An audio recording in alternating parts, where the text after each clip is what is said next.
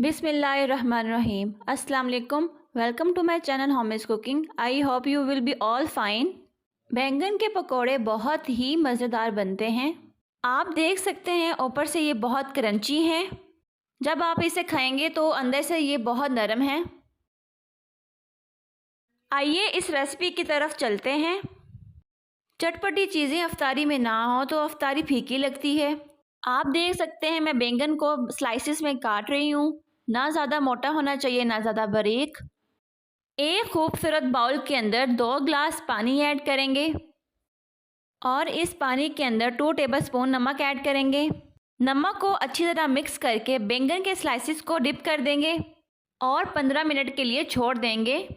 दूसरी तरफ स्लाइसिस के लिए पेस्ट बना लेंगे।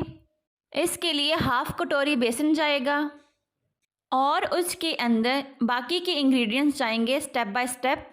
2 टेबलस्पून लाल मिर्च का पाउडर जाएगा और मैं इसमें डालूँगी 1 चम्मच नमक।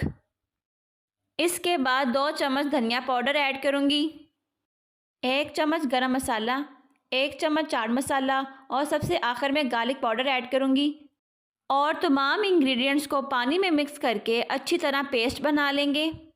स्लाइस को पेस्ट के अंदर डिप करके और दोनों तरफ अच्छी तरह मसाला लगा लेंगे।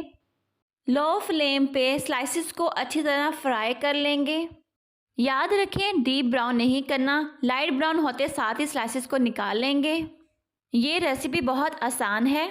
इसको एज अ स्नैक चाय के साथ मेहमानों के सामने सर्व कर सकते हैं। मेरी रेसिपी अच्छी लगी हो तो लाइक करें, शेयर करें, कमेंट करें। बेल आइकन को दबाना ना भूलिएगा। दुआ में याद रखें। अल्लाह हाफिज़।